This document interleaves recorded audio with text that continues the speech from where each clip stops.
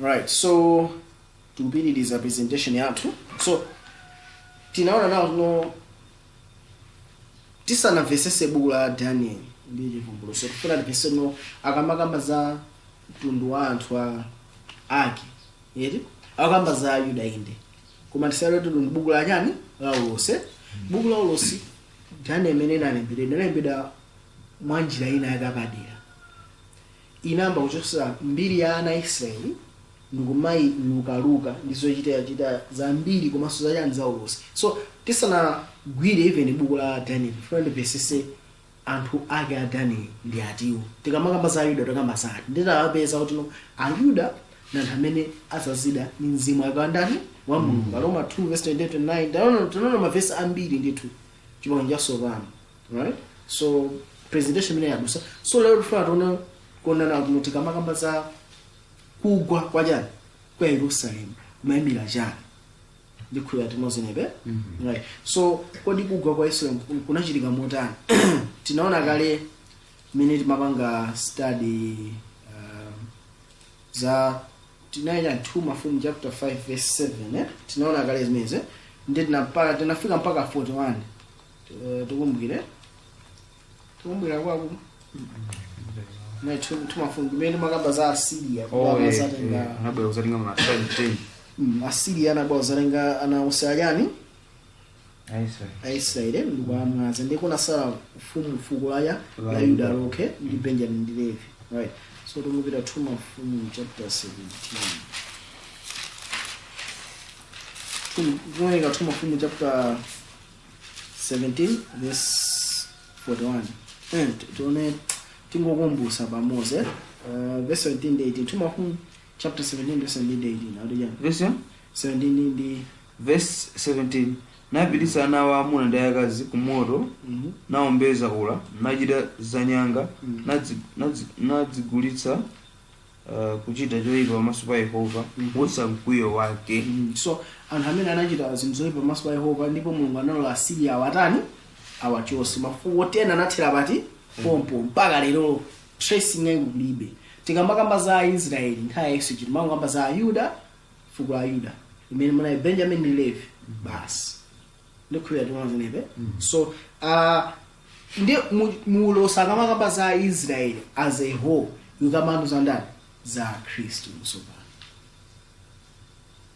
tinapinza kabisa tinaona Bible sizimene makamba. So fuko la Yuda amene inasala zinakhala motani ndiye tipita kuti tivese imene ipiteko 2:2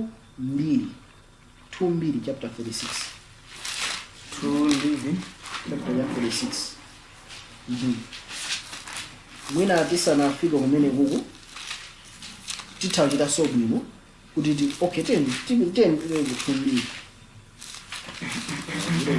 ko ndeti tiona zinthu zingangapo mmene zinakhalire. 2 chapter 46 verse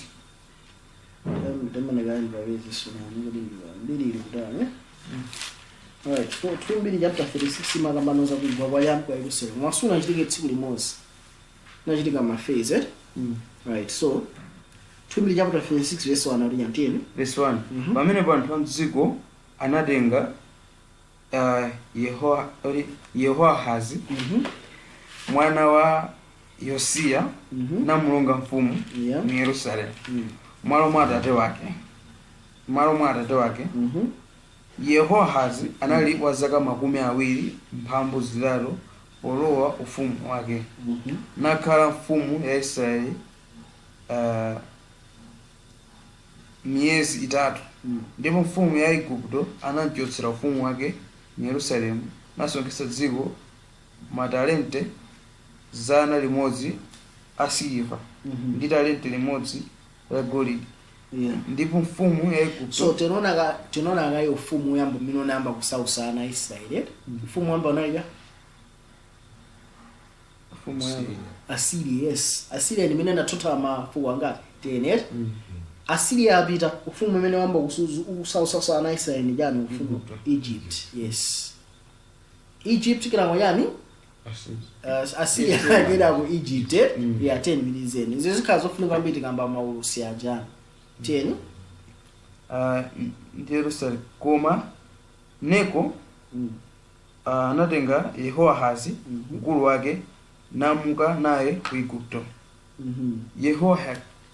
Yehoyakimu Yehoyakimu mwanaye gano Yehoyakimu tena basi anali wa zaka 25 polowa Yerusalemu zaka 11 Mulungu okay nachita choyipa pamaso pa Yehova Mulungu wake. Nebukadinezara mfumu ya manika ipo so mwabona menebe Yehoyakimu nusopano Yehoyakimu nikulenga chizo Yehoyakimu anachita zoyipa pamaso pa ndani pa Mulungu tinonse nebe so tiselona no Yerusalemu anali ndi zinthu zingapo tikamakamba za Yerusalemu anali malo otani kupembedza kunali yani pacha kachisi amamira mene dzina la Mulungu lili so anali ndi kachisi anali ndi mapembedzedwe athu 1 anthu aso anapasidwanso chani mfumu anali ndi kachisi malo apapembedzedwe analinso ndi yani ndi mfumu china chimene neneya muliso munayiso anthu amene amakatani amakapembedza ndikhulupirira tinonse nebe so panali mfumu panali cha malo amene amafunika zipembedza ku Yerusalemu malo apembedzero kena unaiso anthu amene amatani amapembedza kumeneko tinonse nebe so ufumu wawo unali ndi zinthu 4 nungoliwala nayi jani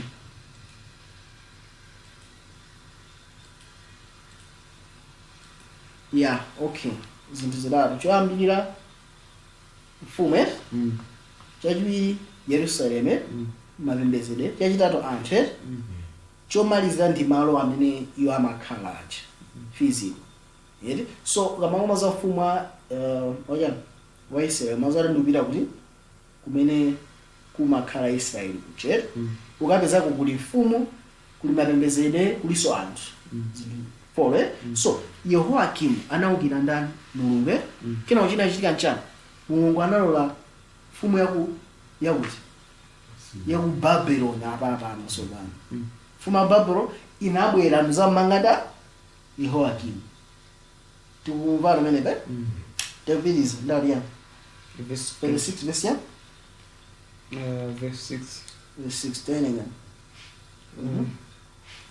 okay Nebukadinezara mfumu ya Babuloni anakwera kuyambana naye namanga ndi matangaza namuka naye ku Babuloni.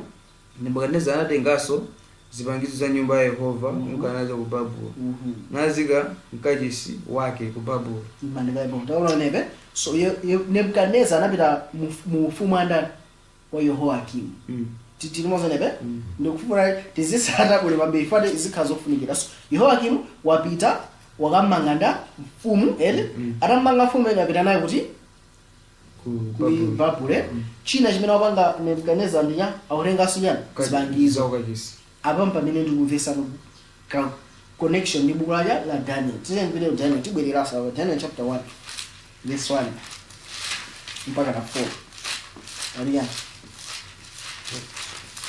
Daniel chapter 1 verse 1 mpaka 4 aliya chaka chachitatu cha Yehoyakimu mfumu ya Yuda Nebukadinezara mfumu ya ku Babuloni nadza ku Yerusalemu naumangira misasa ya nkhondo ndipo Yehova anapereka Yehoyakimu mfumu ya Yuda mdzanja lake pamodzi ndi zipangizo zina za nyumba ya Mulungu namuka nazo iye ku dziko la Sinai mu nyumba ya Mulungu wake nalonga zipangizo zo okay now imane so chibichitika chani Nebukadinezara apita kukagonjetsa Israeli anatenga zinthu zipangizo za mu nyumba ya ndani ya Yehova manje ina ana Israeli naiso ndikachisa pamangati tona nawo zipangizo zina zakachizarani za Josela manje ina ana Israeli akutaya nyani amba kutana manya mapembedzedwe awo amba kusiti tona kuti zimene zinachitika right chuchitika chani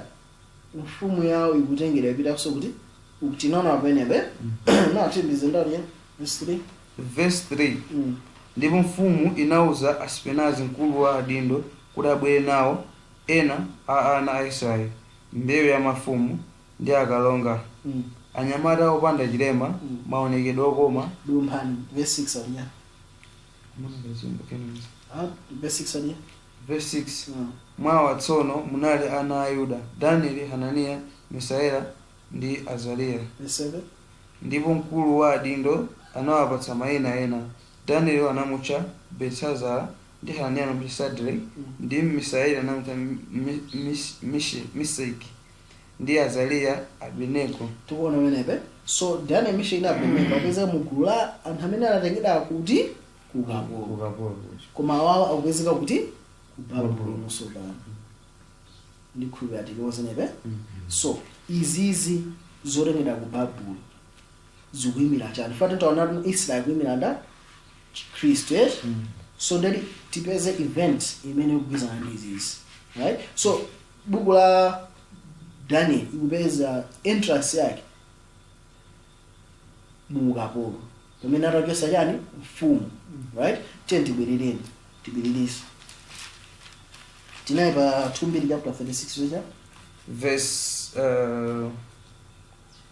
6 nenenga verse 7 Nebukadinezara anatenganso verse 8 mwachidwe sono a Yehoyakimu ndi zonyansa zake anachita ndi zija zidapezeka motsutsa. Taonani zilembedwa m'buku la mafumu a Israeli ndi Yuda. Ndi Yehoyakimu mwana wake anakhala mfumu malo mwake. Yehoyashini tieni ndaliya ndi Yehoyakini anali wa zaka zisanu ndi zitatu kulowa ufumu wake. Nakhala mfumu ya Yerusalemu miyezi itatu ndi masiku 10. Nachita choyipa pamaso pa Yehova. Uyuso ufumu irabwera najenso zoyipa pamaso pa ndani? Pa Yehova. Ndichitika njani? Ndipo pofikiranso nyengo mfumu Nebukadinezara anamtumiza anthu abwere naye ku Babulo ndi zipangizo zokoma za nyumba ya Yehova. Nalonga Zedekiya m'bale wake mfumu ya Yuda. So chichitika njani? Yehoyakini mwana wa Jehoyakimu naye anachitanso zotani zoyipa. Keno chichitika njani? Nebukadinezara apita kachiwiri kukatenganso ndani anthu amene uja. Tikuona menepe mmodzi wawo amene anatengedwa ndi chapene Ezekiel chapter 1. Ezekiel ndi tikhalisako Ezekiel chapter 1 tafika Ezekiel chapter 1 verse yake ya 1. Ezekiel chapter 1 verse 1. Yeah. Ndipo kunali chaka masiku atatu mwezi wachinayi tsiku lachisanu la mwezi kukhala ine pakati pa ndende ku mtsinje Kebara. Kunatsikuka kumwamba ndipo naona masomphenya a Mulungu. So akuti anayamba kuona masomphenya andani a Mulungu nthawi yake iziyo tiye. Ndipo ndinaona tsiku lachisanu la mwezi ndicho chaka chachisanu cha kutengedwa kwa ndende kwa Yehoyakini. Yehoyakini tabona mabwana menepe. So nthawi ya Jehoyakimu anatenga ndani anaenda Jehoyakimu anaenda Danieli, Meshaki ndi Abedenego apita kuti ku Babuloni akakhala kuja kwa mfumu anakhala ku zaka zitatu tione. Kumano achina chifukwa chana achina Danieli achina kumefana nali ngati mbewu ya chifumu pamene tikaona achina Ezekiel analengedwa mu ukapolo wa Jehoyakini mwana wa Jehoyakini atatengedwa iwo asanapite ku palisi ya ufumu ya iwo anapita nokuti ku Chiba kumene akupamba apa anapita malo ena ndikhulupirira timozenepe mbali yachani ya river Chiba ndikhulupirira timozenepe. So Danieli tikaona muno mwino atachosa Jehoyakini panakhala zaka zochepa kamwana ka Jehoyakini kana lamulira zaka zingati mene ndinawerenga akuti miyezi itatu kana achosedwa. So tanano Danieli ndi Ezekiel analipo nthawi ngati limodzi komano osali malo ofanana onse koma ali kuti ali ku Babuloni ndikhulupirira timozenepe. Yeremiya sanaliponso moyo nthawi imeneyi ku Babuloni. Yeremiya ndi amene anali kuti anali ku Israeli. Tikumvana menepe tikuza zinthu ndichoncho. Bible kama ulivesa jisibamba kumasuka zinthu zambiri umavesa why so Yeremiya anali ku Israel kuchenjeza anthu eti Daniel anali kuti ku Babuloni kuti akatumikire mwanjira akalaliriyeso Ababuloni pamene omangidwa ena andende anali ngati ndachina Ezekiel actually amatumiza ma warnings kuchenjeza anthu kuti akakulu ifeyo takwisa ndipo zinthu sizili bwanji sili bwino.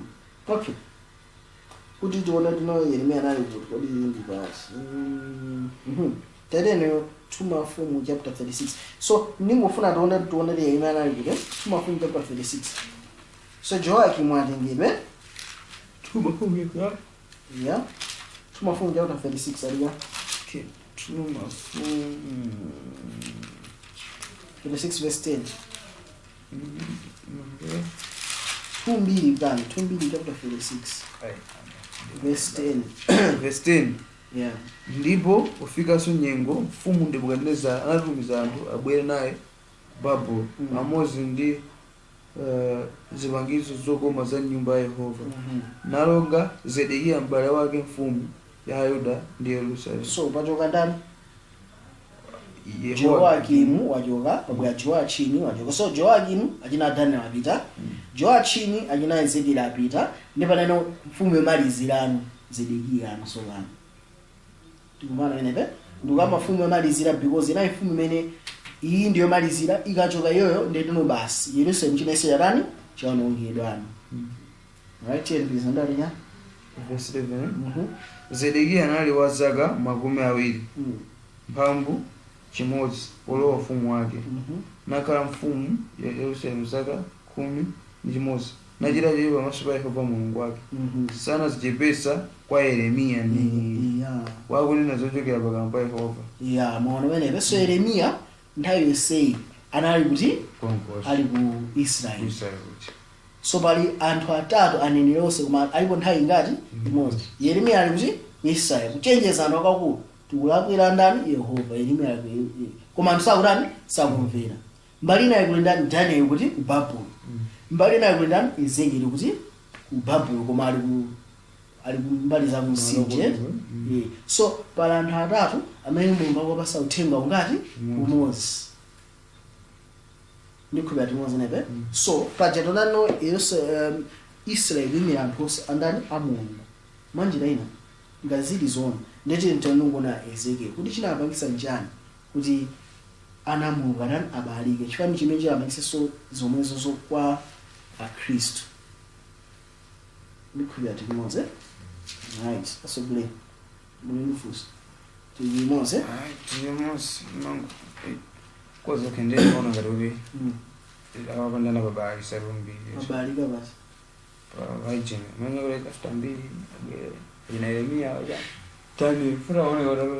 Anasanja na mabwino kutengea ni ma events. Kwambi. Ndete kaona no koziru hivi no. Antena yako Karimina. Mimi line up ngati jonshi. Mina zana sana idziwa so. So tikaona mabwine Yesaya na mina anabwera before siwe. Ndeti kaona bwino mutu no after achina Yeremiya ndeno so. Yani pamene umabwira no achina Ezra ndi Nehemiya. Amina namba unela makusa ndibwirire kuti is after 7 years. Anyways, tibwireni ku Ezekiel chapter 7 verse 1. Ezekiel 7 verse 1. Ezekiel 7 verse 1. Verse 1. Ndipo mawu a Yehova anandidzera kuti ndipo iwe obadwa ndi munthu atero Mbuye Yehova kwa dziko la Israeli kwatha kwafika kutha kwake pa ngodya zinayi za dziko. Tsopano kwakudzera kutha kwako ndipo ndidzakutumizira mkwiyo wanga ndi kuweruza monga mwa njira zako ndipo ndidzakubwezera zonyansa zako zonse. So tikamakamba za mkwiyo wa Mulungu tiona kumapeto tikamakamba za mkwiyo wa Mulungu. Okay, munthu muzalako musasayidwa amene kuti umwensero wakwiya kwambiri umamuta munthu umangomusiya ukangomusiya chidalire nchani amapeza zonse zomusatira zimutani zimupeza zimupeza iwe ungati sumthandizidwa mkwiya kundutundu mmene usoti kamanga za mkwiya munthu kambaso ziti mmenezo tinozenebe. So ana a Israeli chimwe chitika nchani akuti kwatha pangodya zinayi zachani za dziko eri. So Israeli anafika pachikuti wapanga zoopsa kwambiri. Choopsa chikulu chimene Israeli anamba kupanga ndi chani chimene chinampangitsa akapezeka ku Babuloni chinali chani? Ezekiel chapter 7 verse ya 14 ali Ezekiel 7 verse 14 aomba lipenga nakonzeratu zonse koma palibe womuka ku nkhondo pakuti mkwiyo wanga ukhaliranji unyinji wace wonse. Verse 15 ali kunja kuli lupaga ndi mkatimo muli mliri ndi njala okhala kuthengo adzafa ndi lupanga ndi okhala mudziyo njala ndi mliri zidzamuta. So tonaona kuno chimachitika mu Israeli njetu kunayi chani kunayi njala ndipo kunayinso chani mulire. So mwanjinena chinayi chikufunika chichitike kwa Khristu kuna kuno muchikhristu mupezeke muli chani muli njala komanso mupezeke muli chani muli muliri. Teteni kwa Amos akuti chani Amos 8 verse 11 akuti tibwiraso Ezekiel apa tikhazikira ku Ezekiel. Amos 8 verse 11 akuti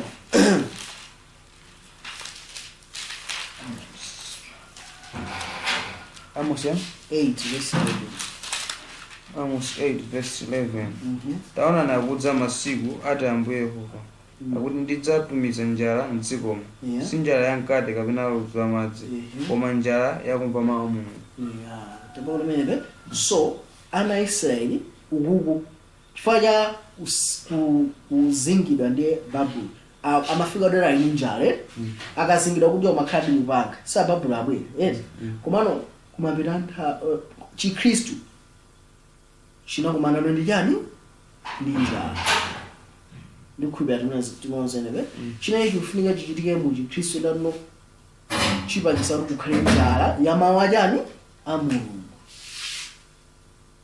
Tavona menebe. So Amos 8 verse 11 so tonaona kuno verse 12 ali yake verse 12 Amos 8 verse 12 ndipo adzayendayenda peyupeyu kuyambira ku nyanja kufikira ku nyanja kuyambirira kumpoto kufikira kummawa adzathamangathamanga kufunafuna mawu a Yehova koma osadzawapeza. So nthawi imeneyi mu chikhristu inafika ali kuti anthu amayendayenda koma mawu a Mulungu osawapani osawapeza. Tiona zonsezi tikuyenda tiyendipizeni chinapangisa nchani. Ezekiel chapter 8 Ezekiel chapter 8 verse Ezekiel chapter 8 kuyamba pa verse 1 alijana. ndipo kunali chaka chachisanu ndi chimodzi mwezi wachisanu ndi chimodzi tsiku lachisanu la mweziwo pakukhala ine nyumba mwanga akulu a Yuda omwe anali kukhala pamaso panga m'dzanja la Yehova dzanja la Yehova linamgwira iye linandigwira komweko. tiyeni ndauti chani ndipo ndinapenya verse 4 tiyeni verse 4 ndipo taonani pomwepo pana ulemerero wa Mulungu wa Israeli monga mwa maonekedwe ndinawaona kuchidikha chicha.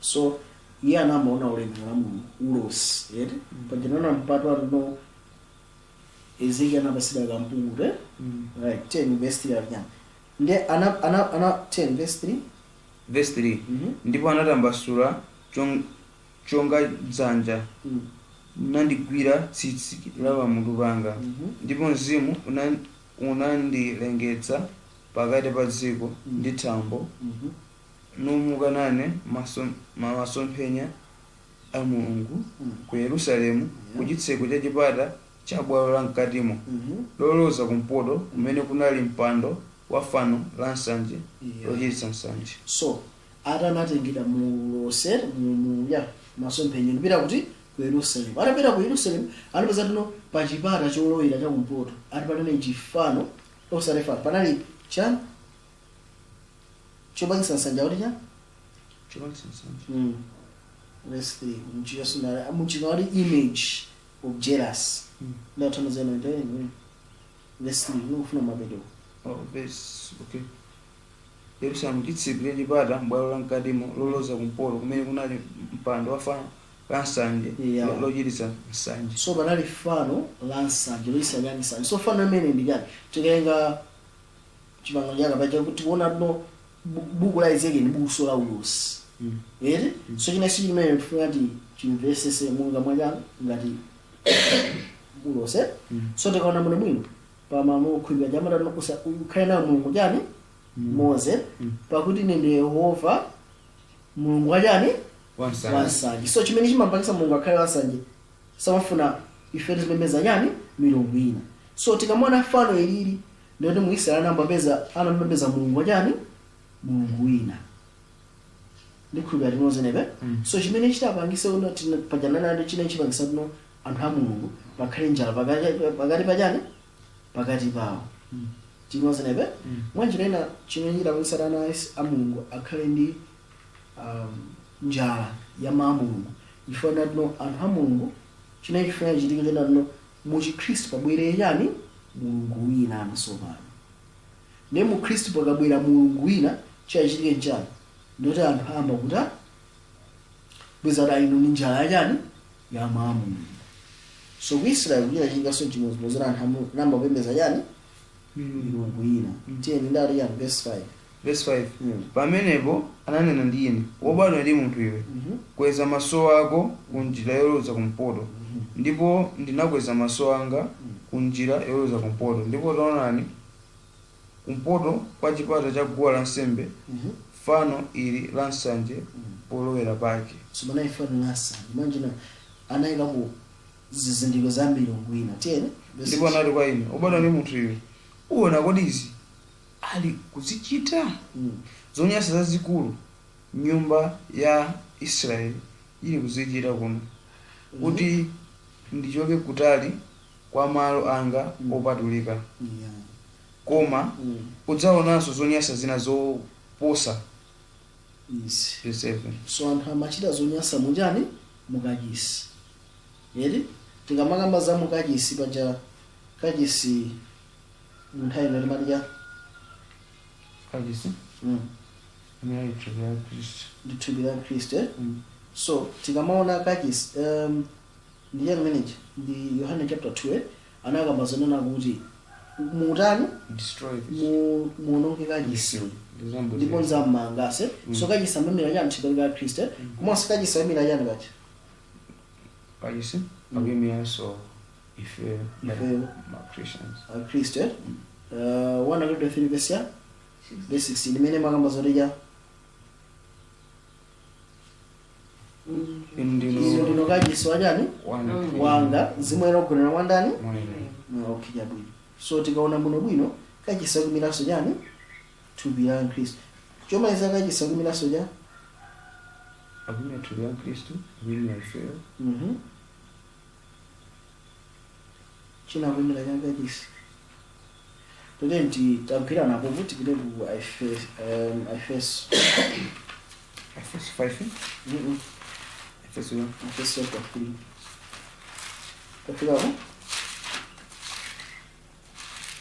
ndi 2 Efeso chapter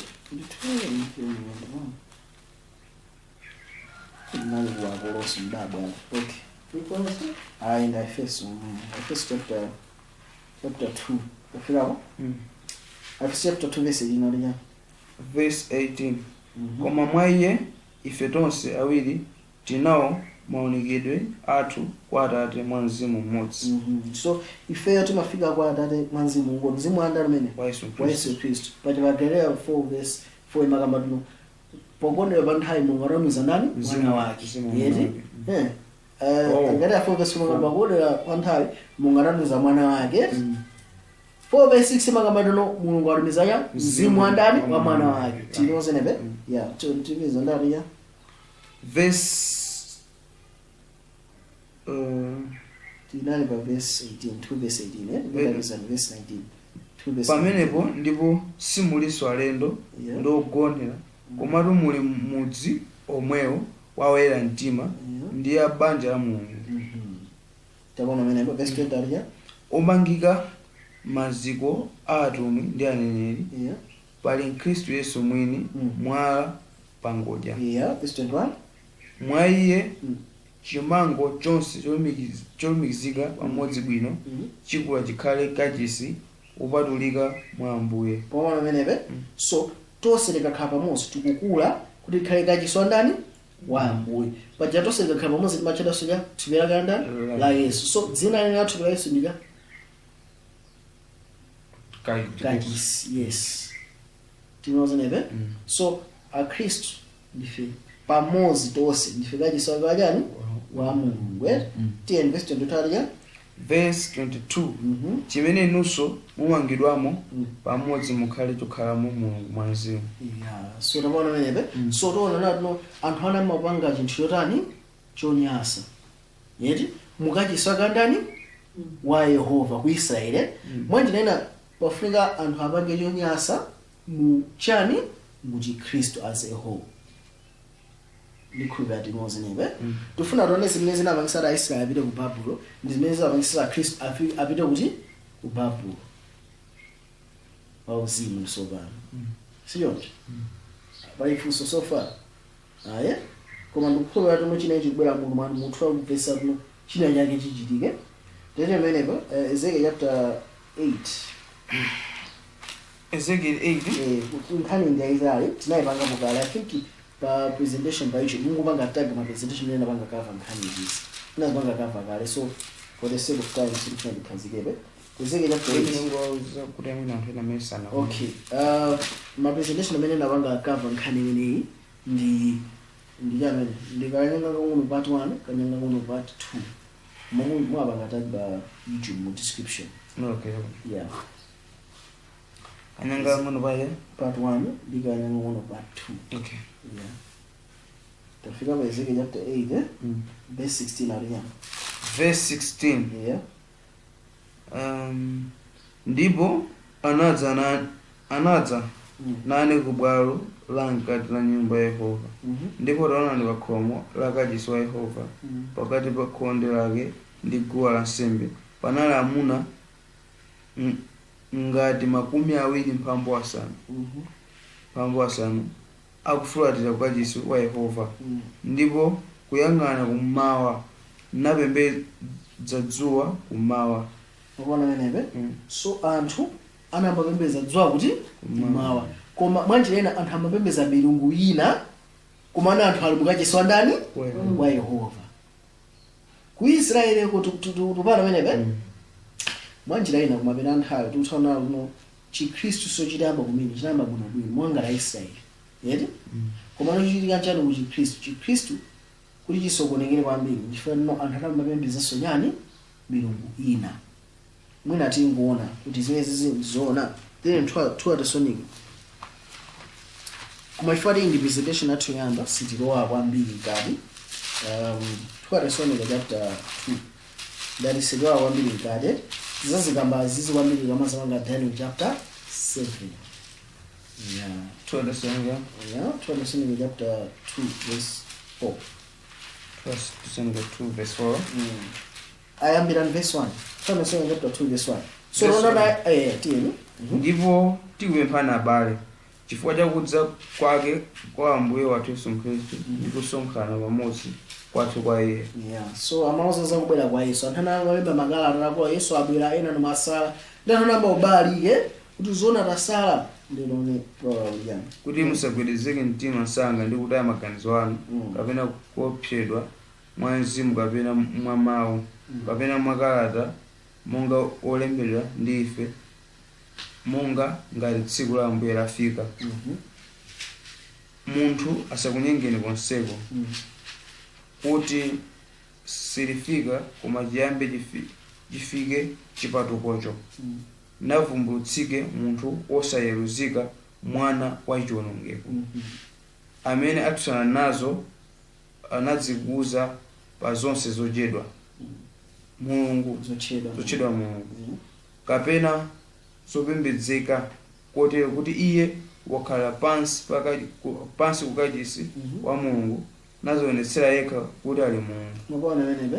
So Yesu asanabwere chimafika njani, chipatuko chimafika njani, chichitike pa chikhulupiriro. Ere chipatuko chikachitika chaleke njani uipayo akhala pa mukachisi akandani wa mulungu. Mwanjinena uipa akhala mukachisi kapena akhala pakati pa anthu andani a mulungu. Zizichitika muchani muchikhristu, ndipo azizonesa ikhale ndi nani ndiye mulungu. Pachifukwa chimene kuchitika chani chipatuko. Tiona zimene zizitika maza kamba za kanyanka kakang'ono. Pali zinthu zimene zinachitika mu 325 AD. Ere history imeneyi 325 AD chikhristu chinasintha. Chifukwa chokuti chani tikazama panga Daniel chapter 7 tizaonesa kuti chikhristu chinasokonekera kwambiri mu chaka cha 325 AD mu Nicene Council.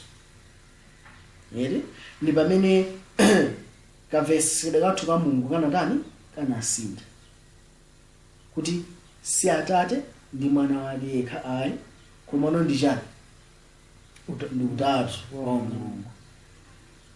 Monga ngati Aisraeli anayamba kupembedza milungu ina, ere ndipo chifukwa chakupembedza milungu ina anasokonekera mpaka anapita kuti ku chipululu. Chimodzimodzinso chikhristu mu chaka cha 325 chinasokonekera chifukwa cha kavesere kachani kamene kaka. So pa nthawi imeneyo atsogoleri a chikhristu anabwera pamodzi nati akulu tipange ndondomeko yachani yakapembedzedwe kapena mani alisazikhulupirira zili zimezi nanazicha Nicene Creed.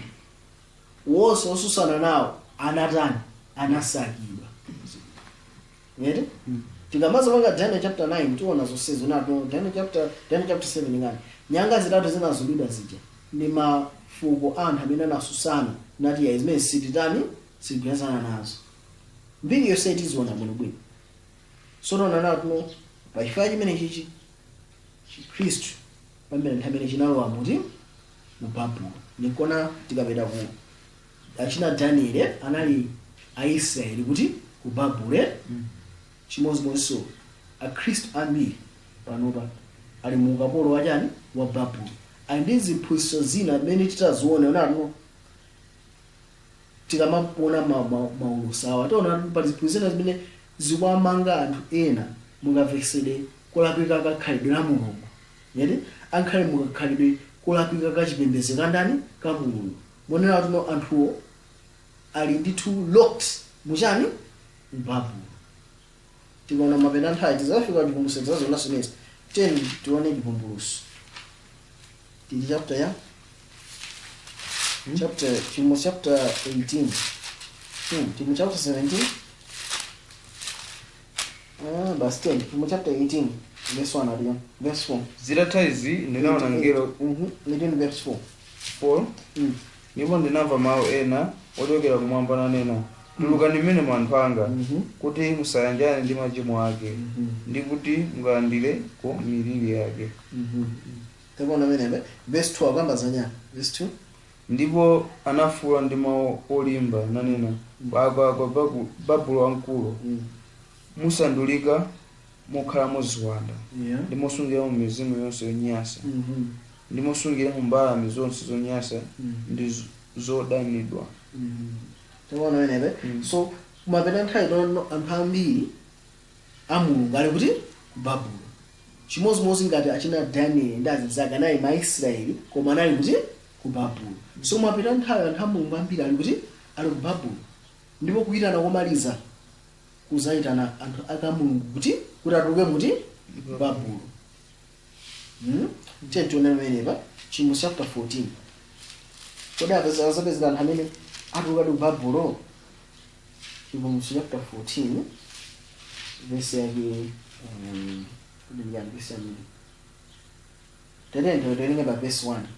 Baja tinaona na kuno kalangizide kathu mu chipangano cha Sopano ndi nkhani ya kupembedza mu mzimu ndi chani ndi choonadi. Chimodzi 14 verse 1 ali chani.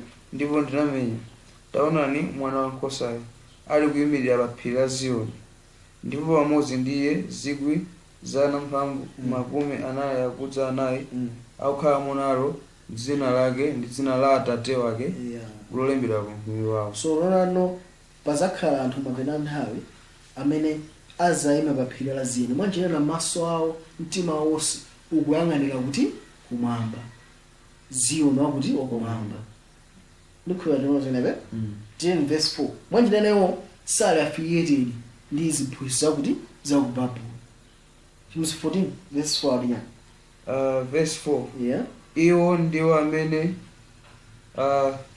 ndiwo amene sadetsedwa pamodzi ndi akazi pakuti ali anamwali. Iwo ndiwo amene atsata mwana wankhosa kulikonse amukako.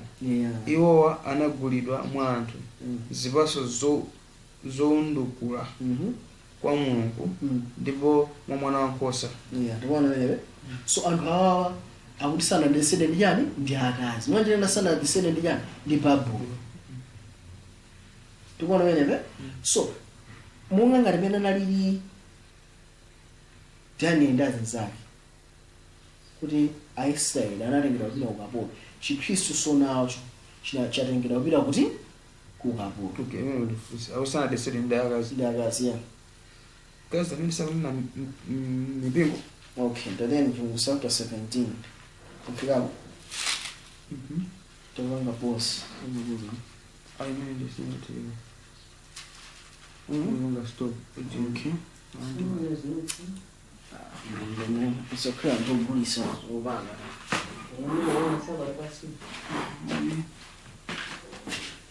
Yeah, done. Irene, I was a bola. What is that? No. Oh, sorry. Okay, after that, began. Who was say, Ghana? Was passing again? Okay, and the fish.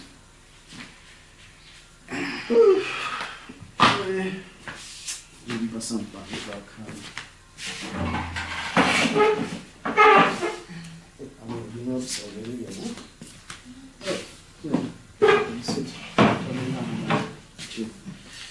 Alright. Alright, Ghana. Alright. So, Yeah. ampweya uzibwerawo wadiso ziziye. Okay, so tikupitiriza tupeza wana kuti chikuchitika ndi chani.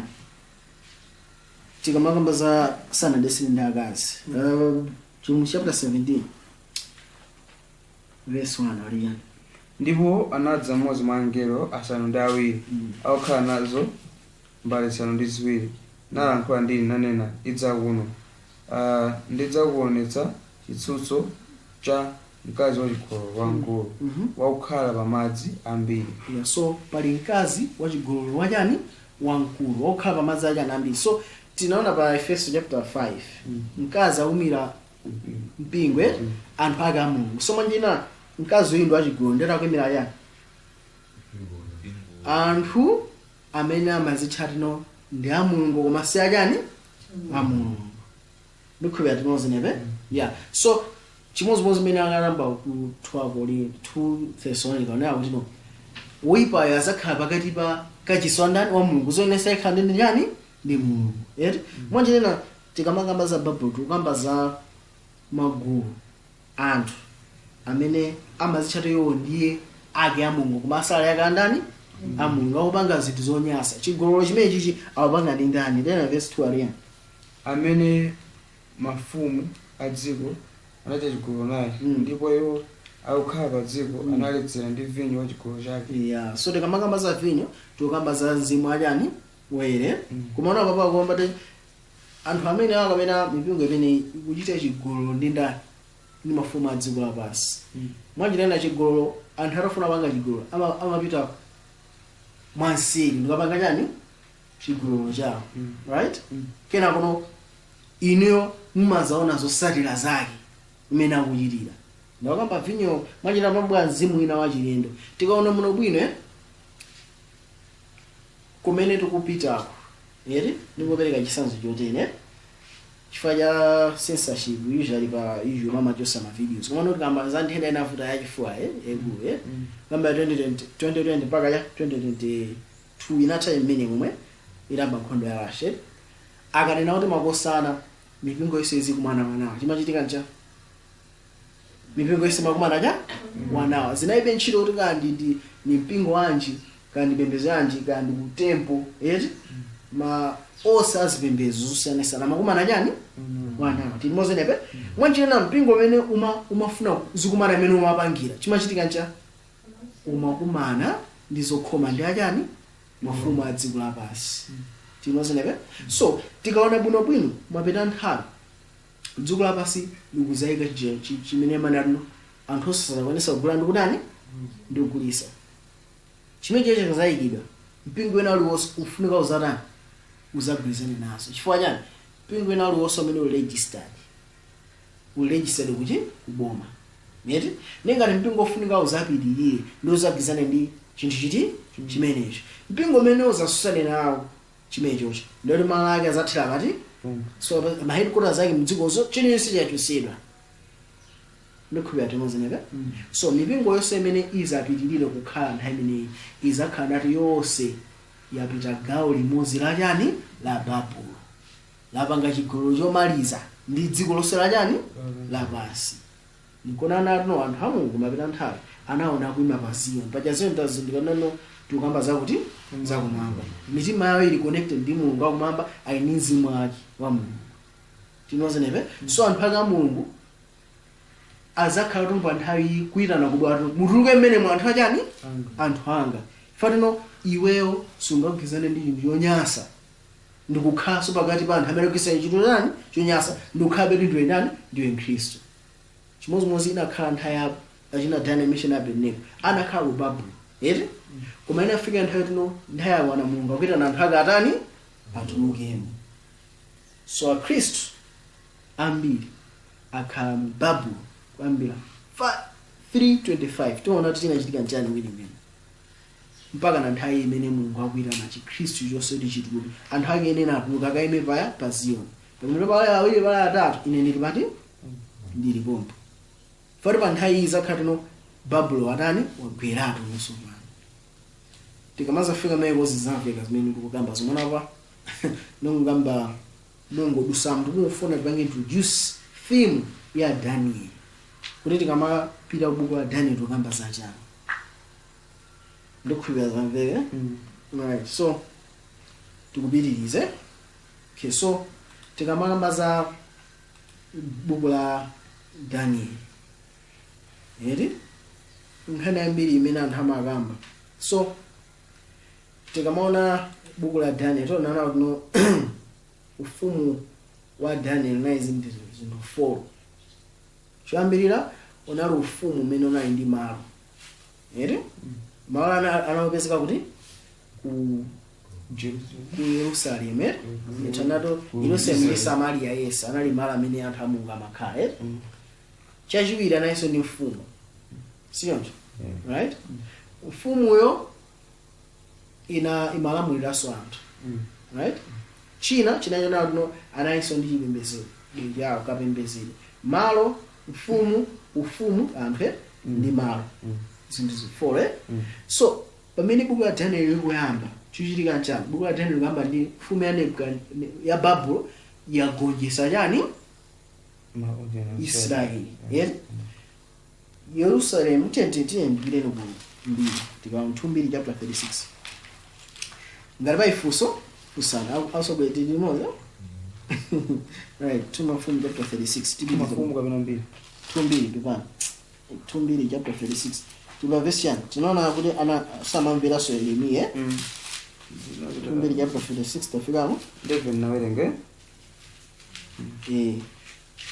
tiyeni verse 13 tiba 13 ndiponso anapandukana naye mfumu Nebukadinezara amene adamulumbiritsa wa Mulungu koma anawumitsa khosi lake nanebisa mtima wake kusatembenukira kwa Yehova Mulungu wa Israeli ndiponso ansembe akulu onse ndi anthu anachulukitsa zolakwa zawo monga mwa zinyenso zonse za mitundu. Nadetsa nyumba ya Yehova imene anayipatula Yerusalemu. Mukoda bwino mwine Mulungu anapatula chani Yerusalemu kuti mapezi dayo zijera umenewe. Tikaonanso bwino ku Efeso chapter 5 ndati Mulungu Yesu Kristo anafera mpingo kuti awuyerese siyoncho, right? Ukhale wera pamene akubwera. So nanso no anthu a Mulungu monga mmene anapangira ana Israeli muzimuzi wina Khristu anatani anapangira kuti pamene anthu anagona dani anabauza zala yani nasongole pakati pa anthu andani a Mulungu. So nawo tuno zimene zinachika ana Israeli zimene zinachitikenso andani Kristo as a whole, right? And ndani ya verse 15. Verse 15. Ndipo Yehova Mulungu wa makolo awo atumiza kwayo ndi dzanja la mithenga yake nalawirira mamawa kuyituma chifukwa anamvera chifundo anthu ake ndipo khala pake. Koma ananyodola mithenga ya Mulungu napeputsa mawu ake, naseka aneneri ake mpaka ukali wa Mulungu anawukira anthu ake mpaka panalibe cholanditsa. Panalibe cholanditsa mina panalibe remedy. Mwanjira inafika kuno Mulungu mkwiya kuonana nagwa pachitona kuno the west mkwiyonga mundise munthu ndikuta kungumuta kumusiya. So Mulungu anasiya anthu anachosa chitetezo yake nena chanja fumu ndikupendeze nabwa kachitatu kumaliza ndipo idabwa kumalizaka inaonongeratu chani Yerusalemu. Tawerenga ndi chani verse 17. Verse 17. Pakuti iye anawakweretsera mafumu ya akasidi ndiye anawapempherera anyamata awo ndi lupanga nyumba ya malo awo opatulika, osachitira chifundo mnyamata kapena namwali mkulu kapena nkhalamba.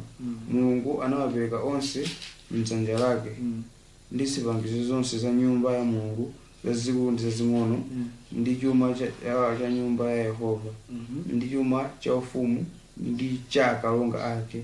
Anabwera nazo zonsezi ku Babuloni. So Babuloni inatenga zonse za mkachisi kupita nazo kuti ku Yerusalemu.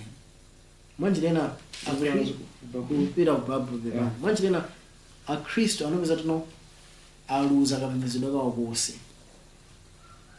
Kufika kuti Akristo akufuna apembedze Mulungu koma azipeza osikhala muti mu Babuloni.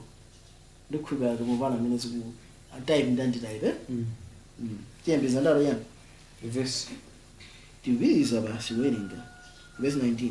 Ndipo anatentha nyumba ya Mulungu nagumula linga la Yerusalemu natentha nyumba zake zonse zachifumu ndi moto naononga zipangizo zake zonse zokoma.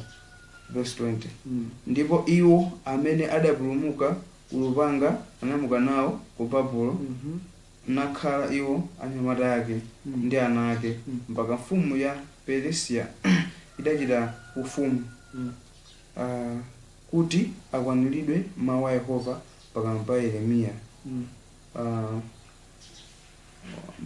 mpaka dziko linakondwera nawo masabata ake masiku onse akupasuka kwake linasunga sabata kukwaniritsa zaka masiku asanu ndi awiri. So zaka 70 zinadusa Yerusalemu muli chipululu kulibe kanthu anthu ali kuti akupapo tinoze nebe koma izi zinachitika mpaka kufi ya 10 ufumu wataka polukane Jehoakimu Jehoakimu ndi Zedekiya omalizira then masowoniza mwangati pali Jehoakimu kena kubwera Jehoakimu kena Jehoashi ayi kuli Jehoakimu ndi kuli Jehoachimu mwana wake ndi kuli Zedekiya omalizira Zedekiya ndi wizi kunchitikira apa pale tembeza. So zaka 70 zitatha pamene mabwera mafumu ajana Perisia ndi pamene anthu a Mulungu analera kuti abwerere kuti ku Yerusalemu. Tepeza ndale chaka choyamba tsono cha Koresi mfumu ya Peresiya kuti akwaniridwe mawu a Yehova pakamwa pa Yeremiya. Yehova anautsa mizimu ya wa Koresi mfumu ya Peresiya kuti abukitse mawu ufumu wake wonse nawalembeso ndi kuti alero Koresi mfumu ya Peresiya, Yehova Mulungu wakumwamba anandipatsa maufumu onse apa dziko lapansi, nandilangiza ndimangire nyumba Yerusalemu, ndiyo ku Yuda aliyense mwa inu anthu ake onse. Yehova Mulungu wake akhale naye akwerewo. Tabona welewe. So munthawi ya Babuloni atagwa kunabwera nda Aperezi. Aperezi ndamene analengezerano ali pa part of the people a Yuda abwerere kuti kwawo. Tona mauloso osangalatsa nano mfumu isanabadwe Mulungu anayitchula kale zina. Wele mfumu imene napereka lamulo Cyrus Mulungu anatchula kale zina. Anachita kutchulaso how mfumu imene idakagonjetsa Babulo ndi Ayuda sazamatana amaziziwa. Ndi Cyrus atangogonjetsa Ayuda anamuwuzako izo momwe wangati ndi zinthu zimene Mulungu ananena. Ndikumwenisanso mawu awawa. Chimozenere zimene zimauloso analembedwa kale kuti buku la Yesaya. Yesaya analipo moyo, Yeremiya asanabwere, Ninda Daniel asanabwere, Ezekiel asanabwere. Yesaya alipo kale tinozenere. Ndipo nthawi imene mauloso a Cyrus amakwaniritsidwa. Ndipo imene Cyrus anazarako alipo mmodzi wa inuyo anthu ake a Mulungu amene mungathe kubwereranso kamanga chani Yerusalemu. Chifukwa chani anamuonesa maulosi. Komanso nayo Mulungu anatakesa mtima akandani wa Cyrus. Tona zimezi tikamapanga Daniel chapter 5 komanso 10. Ndikuya tinozenebe. Right. So tikuona framework ya nyani. So tikamona Daniel, buku la Daniel. Buku la Daniel imakamba za ufumu wake. One, malo amene ufumu wa Israeli unali. Tikamaka za ufumu wa Israeli tendoneni Exodus chapter 19 ndiende limodzi. Kwa kama fuso just ask. Exodus chapter 19. Ufilawo?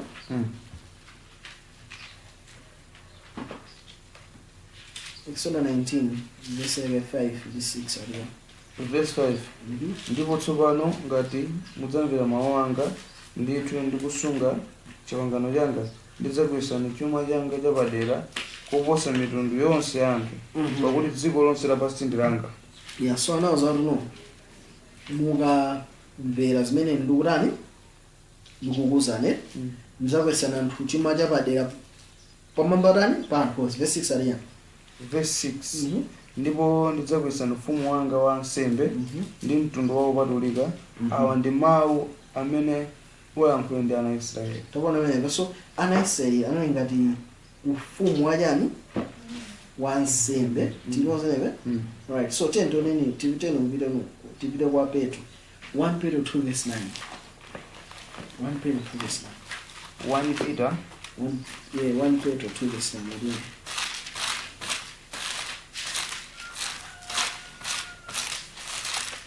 1 Peter 2 verse 9, yeah.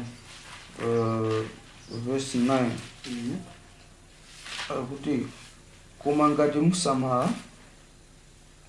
musamala maonekedwe muchita uchimo, ndipo ndimene 1 Peter 2 verse 9. Tawani 1 Peter 2 verse 9. Ndi 2.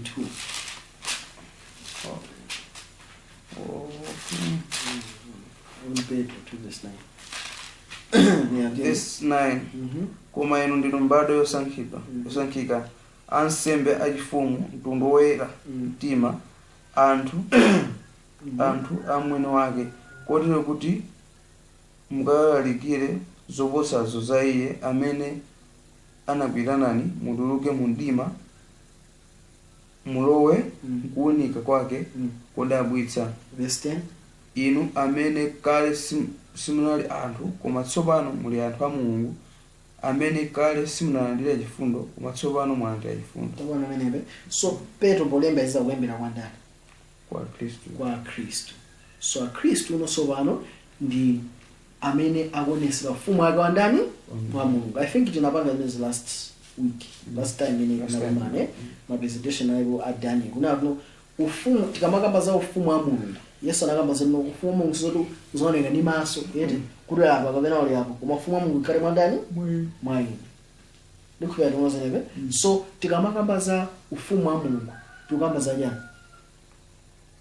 Yesu khala mwandani mwayini ufumu wake wa Yesu Kristo ti uona zimene zikamapeza so Daniel chapter 7. So ufumu wa Kristo. So tikaona Daniel eri mene akuyamba Daniel akamba za ufumu wa Israeli pamene wataya mfumu yake. Taona mfumu yake unalibeso achosedwe ufumu achosedwa komanso kapembezereso kadani katha Yerusalemu adani wagumulidwa. Ana Israeli sangapitire ku katatu kadani wapembeza sangaperekeso nsembe eri chinancha anthu aphedwa anthu achosedwa kali kuti ku Babuloni saliso ku Israeli eri chomalizira chonayo kuno malo amene anasankhatu ni malo olonjezera anthu a Mulungu chani kulibe.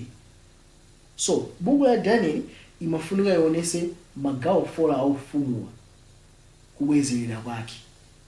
1 abwezere malo awo. 2 mfumu yawo itani ibwerezedwe. 3 kapembezedeso kadani kayambikeso. 4 anthuso atani abwerere. Ndikubya tinozenebe. That is why tikamaona Daniel chapter 2 right? Tikapita ku Daniel chapter 2 imakamba za kubwezera kwa jani. Daniel 2 ikamba za kubwezera kwa malo tinozenebe. Tikaona muri mwino Daniel chapter 2 ikamba za kubwezera kwa malo amene anthu a Mulungu anatani analandidwa. Daniel chapter 7 ikamba za kubwezera kwa jani kwa mfumu yeti. Daniel chapter 8 ikamba za kubwezera kwa jani kwa kapembezedwe right. Pamene Daniel chapter 11 and 12 ikamba za kubwezera kwa ndani kwa anthu mufumu. So tona Daniel ikamba ikuyamba Daniel ikuyamba ngati chani physical chinese nchawo kumuntu eti mfumu ene nalani yachosedwa eti kajiso arani waphasidwa ku Yerusalemu eti chinachitika njani anthu a Mulungu anjatidwa ali kuti ali ku Babuloni malo amene Mulungu analonjeza anthu kuliani kulibeko zonso folo zarani zanongeke. Pamene tikamaona kubwezereshedwa kwake chinayese chizibwezeresano mwa uzimu nosopano.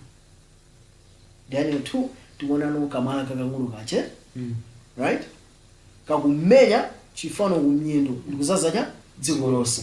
Daniel chapter 7 ukamba za anaona wina ngati jani mwana wa munthu akupita ku nkhamba yakale akupasida ufumu ndi ulemerero wosatha kubwezera kwa jani kwa ufumu. Daniel chapter 8 ukamba za kubwezera kwa jani kwa kachisi akuti pakatha masiku 200 kachisi azadani azayeresera kapena azabwezeresera. Pamene Daniel chapter 11 12 ikukambano za anthu unano izafika nthawi no Mikaeli kalengwa wanthu akazayima ndipo Yesu apezena m'buku azatani azapulumutsidwa. Ndikubya timozenebe. So Daniel ikukamba za kubwezeresedwa osati kwa Ayuda chabe komano Ayuda amene akupezeka mu chipulumutso chatsopano. Fati tikaona muno bwino ngati Daniel analangulira kwa Ayuda tikaona Ayuda atabwerera kuti ku Yerusalemu inde malo opembeza natani anapaside malo amene amafunika azikhala anatani anapasidasi komano sanakhaleso fuko la mphamvu ngati kale yeti anapitizidwa kumalamulidwa ndi machani ndi mayiko ena kufika nthawi imene amabwera Yesu anali ndi ma contract kings anali pasi pa Rome. Ndikubya timozenebe. So it wasn't a full restoration imene ina amakambira maulosi kumaulosiwa amayimirira kubwezesera kwa zonse zimene akhristu anataya. Suzonga lwaifunso kapena ndi manja tisanapite kuphunzira athu. la chitatu.